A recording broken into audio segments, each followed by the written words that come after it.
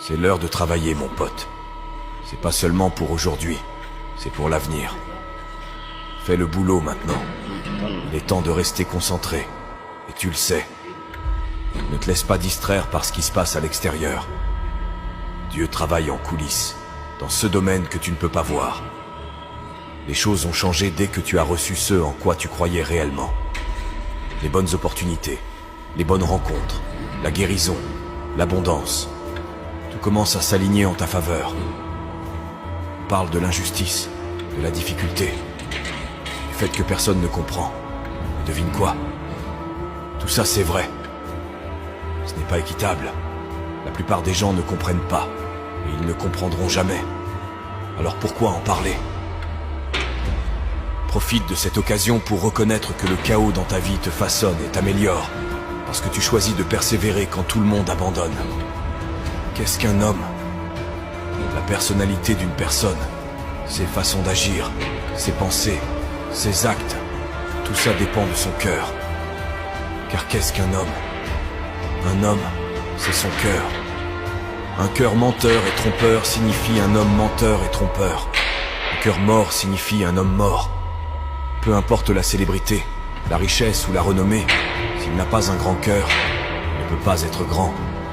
Et si le cœur est grand, l'homme reste grand en toutes circonstances, qu'il soit riche ou pauvre, grand ou petit.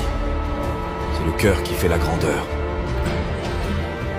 Enseigner aux gens comment trouver ce généreux moment présent et se détendre réellement dans l'inconnu, se dissocier de leur corps, de leur environnement et du temps, le futur prévisible et le passé familier, ça les pousse, pour une raison quelconque, à se ressaisir.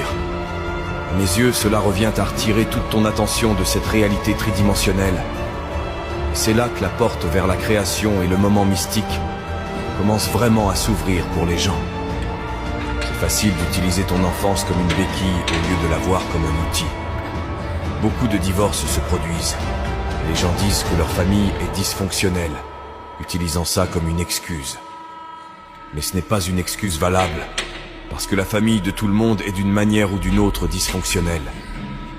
Élimine chaque béquille, débarrasse-toi de toutes celles-ci, et dis-toi que c'est à toi de jouer. Que vas-tu faire maintenant que tu as lâché tous ces fardeaux? Blâmer les autres est juste un moyen facile de s'en sortir. Dieu dépose des rêves dans ton cœur que tu ne peux pas accomplir seul. Tu n'as peut-être pas l'expérience, l'argent ou les connexions, mais Dieu les a. Tu es à une étape près de voir tes rêves se réaliser. On n'a pas le contrôle. Beaucoup d'entre nous n'ont pas le contrôle.